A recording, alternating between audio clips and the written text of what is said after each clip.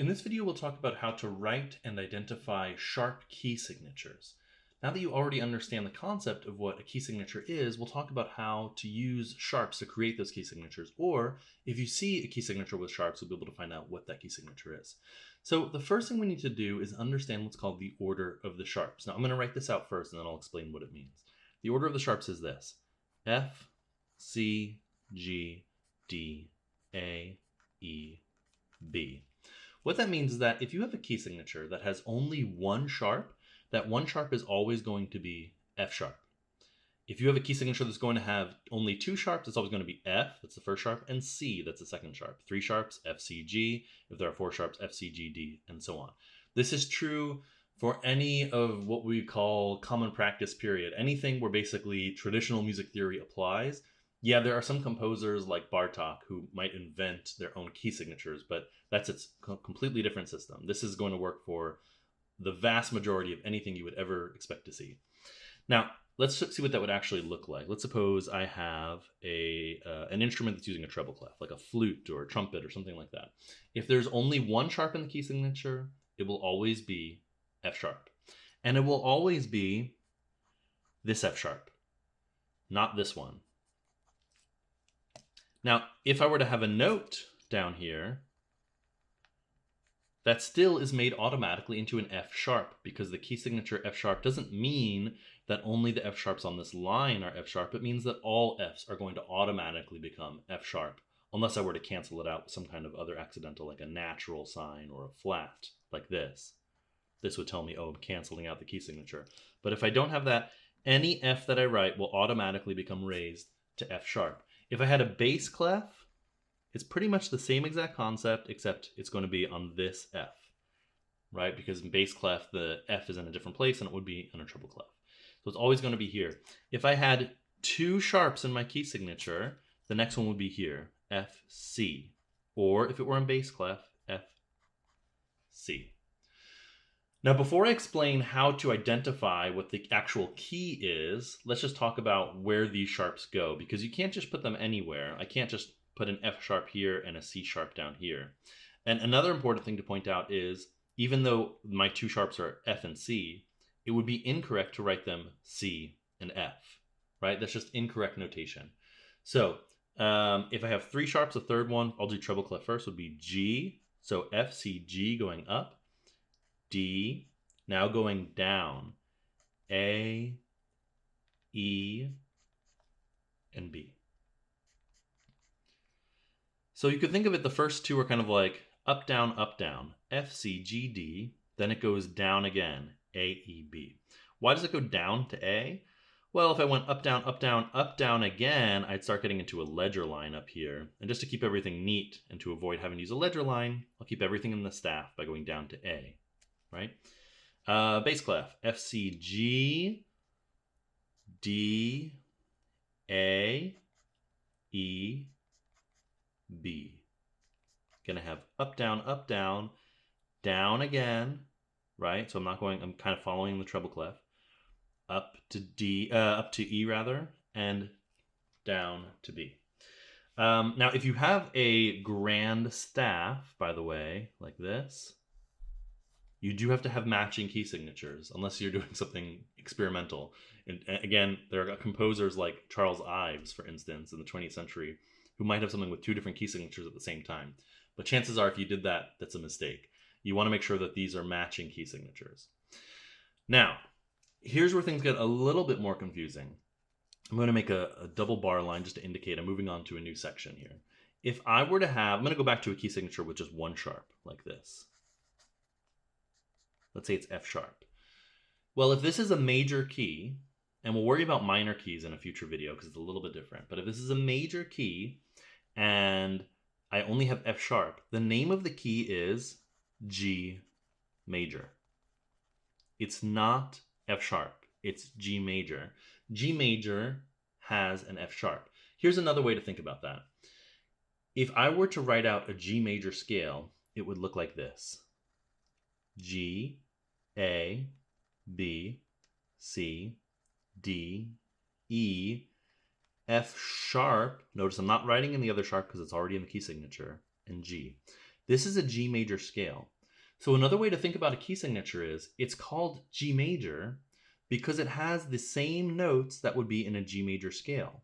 And in a G major scale, all of the notes are white keys except for F sharp. So by having my F sharp, it's in the key of G major. I'll explain one more before I show you how to actually figure this out. Let's do, let's do 3 sharps. F is my first one. C and G are the other two, right? F, C, G. The scale that has all of these would be A major. And if you're trying to find out a pattern, don't worry, I'll show you the secret in a second. But an A major scale looks like this.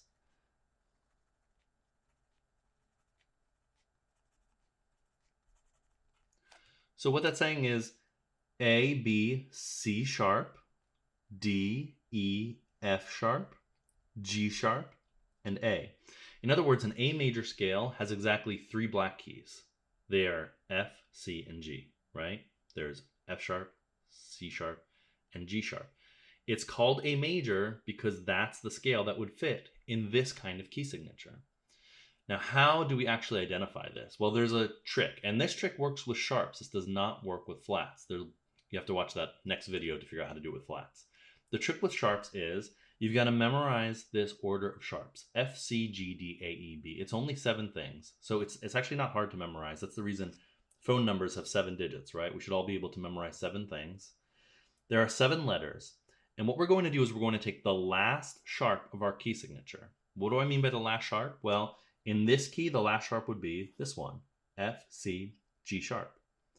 In this one, the last sharp would be the same as the first one because there's only 1 sharp, right? We take the last sharp and we go up 1/2 step, and that's the name of our key. So I'm going to write out these rules. Let's see.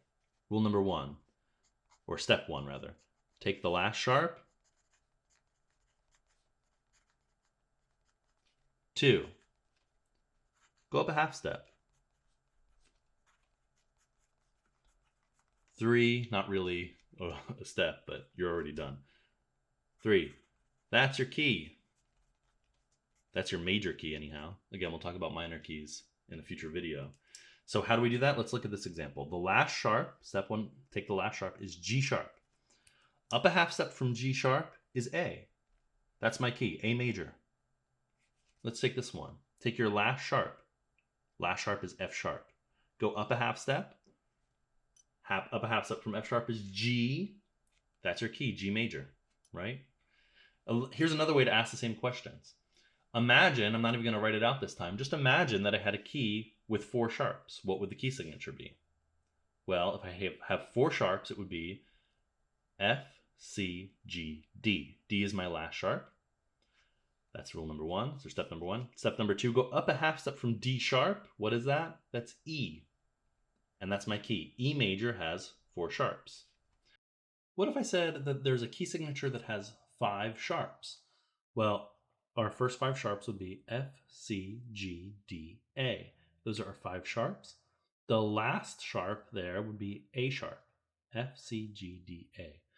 Really common mistake. A lot of people will think about this step over here where it says name the last sharp, and people will just say A.